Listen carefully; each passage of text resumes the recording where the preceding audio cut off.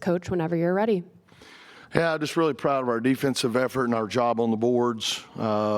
They're a great scoring team. They're a great rebounding team, and I thought our players did a nice job of trying to take away strengths.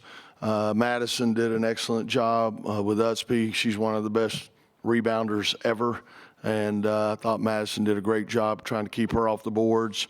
Kelly, obviously a great scorer for them. I thought Saniya did an excellent job defending her. And, our posts, all three of them about fouled out, trying to slow down the inside game there. But at the end of the day, pretty good job in there as well. So real proud of them. Transition is also a big strength of theirs, and they didn't get very many fast break points. So all that's defensive. Proud of that, and again, just a good, solid team win. Mm-hmm. Thanks, Coach. We'll open it up for the room. We'll go front and center first. Coach Skip Foreman, News and Record of Greensboro. 2 questions. Yeah. Number one, you beat a team that beat you.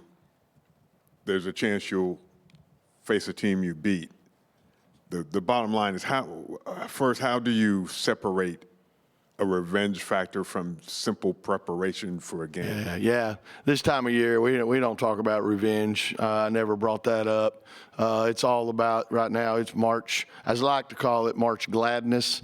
It's that time of year, and these games are too important standing alone to worry about revenge. So, again, it's, either way, we got to, as you mentioned, we got to focus on preparation and taking away the things we want to take away from the other team and trying to exploit things that we want to try to utilize. So, yeah, it's not really about that. Second question, the rumor or speculation, if you will, is that you won't be back here next year or the year after or whatever the schedule has. But what has Greensboro meant to you? Yeah. And how important is it to have an ACC tournament here in town? Yeah. Of course, we don't know anything officially yet, but Greensboro's been unbelievable. And I know everybody's going to say, well, sure, you like it because you got the fans that come over here and support you, and no doubt, that's awesome. But I just think this is the ACC footprint. And, I know some teams now got teams from all across the country. But to me, the ACC is Tobacco Road and all that stuff. And I just think it's so well supported here. The Greensboro Sports Committee, the volunteers, they make it a first-class event. And so obviously we love coming here. We're going to go here in the second row. Connor Vandermark with The Technician. Hey, Wes. So you always talk about how you want to let up under 70 points. Not only did you let up under 70 points. 60. You let up under 60. Yeah. And you were 2 points away from holding them to their lowest total of the season. And you also held them to just 5 points in the first quarter. What were you noticing differently, and how did you scheme that up? Yeah, again, I think our players did a great job of the scout, applying the scout. They've got some players that are unbelievable three-point shooters. They've got other players that are, really hard to guard off the bounce. And you got to try to take away their strength. Now, they can score other ways, but you got to try to take away their strengths. Like I said, big emphasis was transition, trying to slow that down, and then, second chance points. And I'm so proud of them. They carried those two things out unbelievably well, and tried to, again, take away player strength. So I think that was the whole key to having a good day. We'll go in the third row.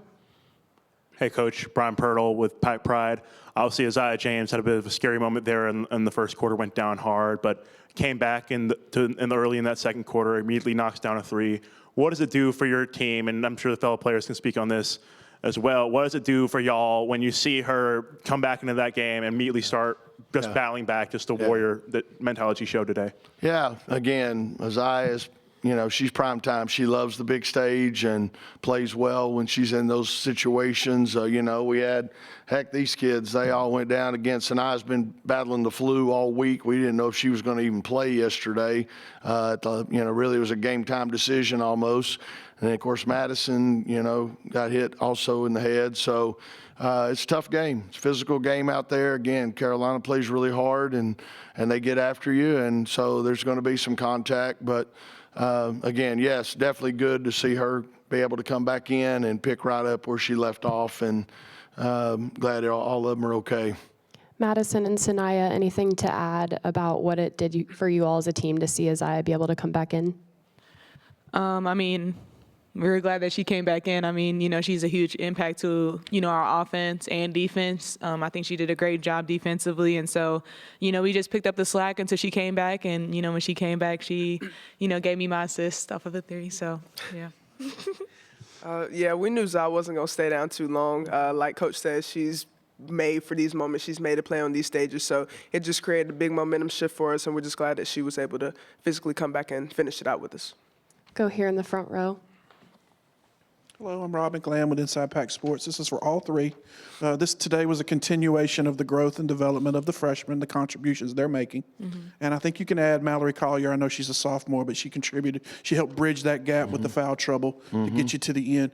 If you don't mind, all three of y'all just speak to that, especially the importance of what they did with that foul trouble. Saniya, can you take that one first? Yeah, I just think it speaks to how everybody just stays ready when their name or number is called. Mallory came in ready, Lorena, Tilda, Zam, they all came and gave us big minutes, especially the post players. They were in deep trouble today with foul trouble. So just everybody being ready when their number was called, big contribution, and we're just proud because that's what we expect from them. So. I agree with everything Naya said. Chicken.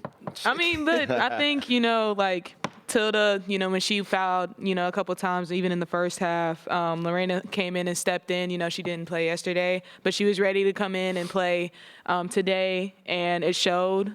She had big buckets later in the game, and Mallory, like you said, bridged that gap for us, had a big and one for us. So I'm really proud of them. They came a long way from the beginning of the season to now, and it just shows their growth as well. Yeah, I thought Tilda got off to a great start, scored a few buckets there when we really needed it early in the game, including knocking down a 3. Then Lorena ended up 10 points, 2 for 2 from the foul line, did some really good things, 4 for 5 from the field. So I thought, and her length and all, I think helps down there defensively. And then Mallory, when I put her back in, I said, hey, we got to have rebounds, and she went in there and got a big offensive board and a stick back when we really needed it.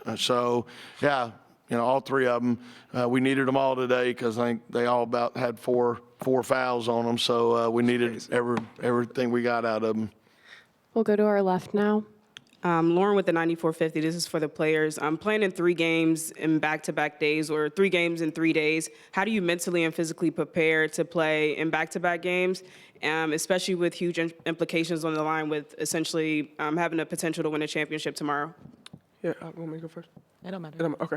Yeah, we prepared for this since the summer when we're out on that track dying, running them laps like we was track stars. So we're built for moments like this. We've prepared mentally and physically. Obviously, after games like this, we'll go get recovery. It helps that we had the earlier game first, so we have longer just to recover and prepare and to scout. We'll have time to get some rest tonight. I think Coach mentioned that we lose an hour, so he's cutting our time back, saying that we need to get in bed early. So we're definitely going to do that and be recovered for tomorrow. Thank you. We'll go right in front of that to Lindsay. Lindsay Gibbs with Power Plays.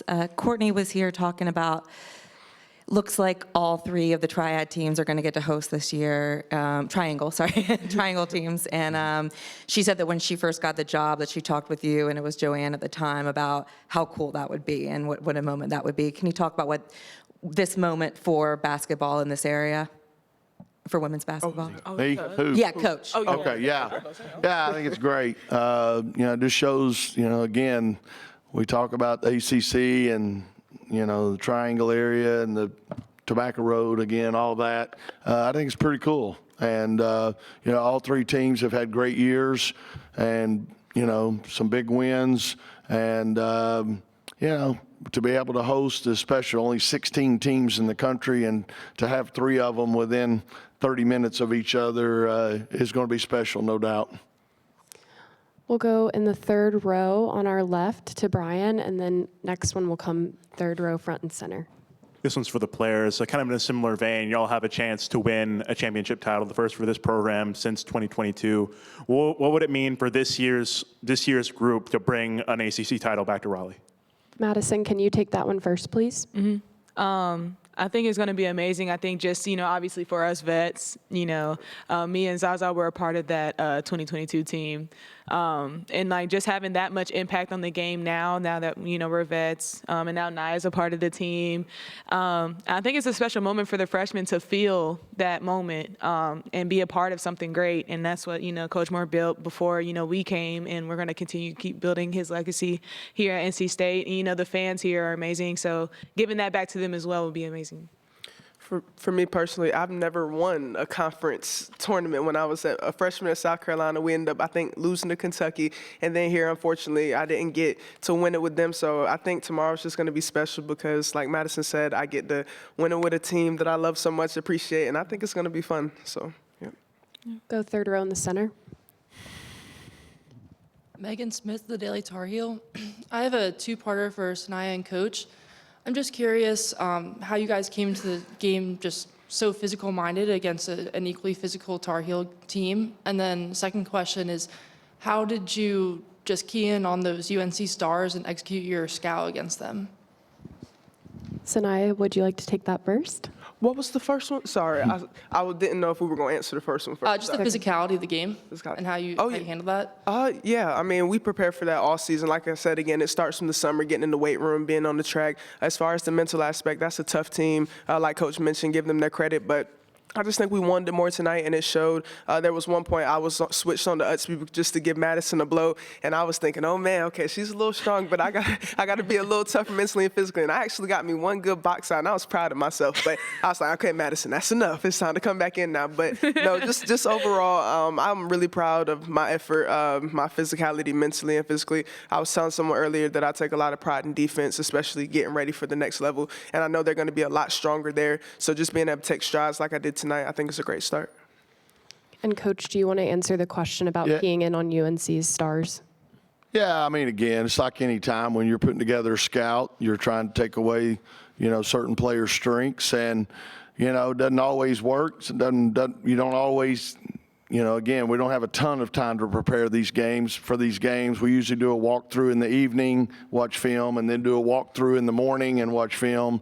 But also, we just played them a couple of weeks ago, so you kind of know, what strengths are, who does what, and try to take those things away. And as far as the physicality, it's March.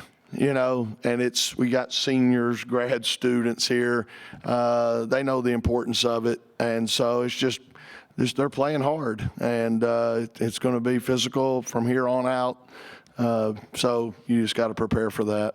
Go in the second row and then take our last in the front. This is for Madison and Saniya. You both are guards that play in that forward position. You both took turns playing the 4. You both guarded Utsby. You each had 8 rebounds and a couple blocks. Is there a certain level of pride that you take in playing out of position and providing that spark to the team? You mean okay? Obviously I was a 3-player last year, and like with losing Mimi and River. When Coach Moore asked me, or not really asked me, but just threw me in there at the 4. But, I think like just sacrificing for my team and just knowing that I have to be able to give something. And, I'm going to be, undersized. Everybody tries to pick on me, but, I take that seriously and I take that personally. And I did what I had to do tonight, and I feel like Naya did really great as well. For her not to always do it like I do, but I think she did her part, so. I think the fastest way to grow is just being thrown into the fire. I've been thrown into the fire since I was a freshman. I didn't think I was going to play point guard in college. Thought I was going to be on the wing, but my coach Don told me my freshman year, if you want to play, you're going to play point guard. I was just like, okay, I'll play point guard. And then this year, obviously, like she said, with me and River leaving, everybody was moving around. Nobody knew what position they would play. Obviously, Zoe coming in at point guard this year. me playing more wing and then seeing that at first we didn't know if we would have a true 5 to play. Tilda getting thrown into the fire. She's never played the 5 before, definitely not at this level. So her being thrown into the fire, and like you said, sometimes I have to play the 4, but I'm long enough, I'm fast enough, quick enough, strong enough. So I think that we all just hold our own, and if we're thrown into the fire, we just know we all have to play our role and do whatever we can to contribute to the win.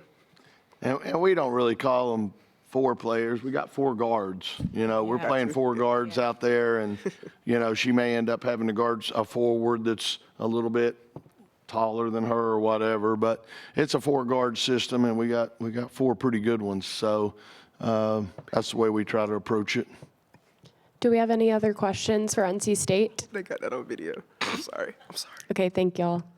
And there's like literally minutes left in their open locker room, so I would recommend sprinting back there if you're planning Somebody fast. get that on video? They had to have gotten that. That was. I told Madison I was wrong. She was wrong. So She had 8.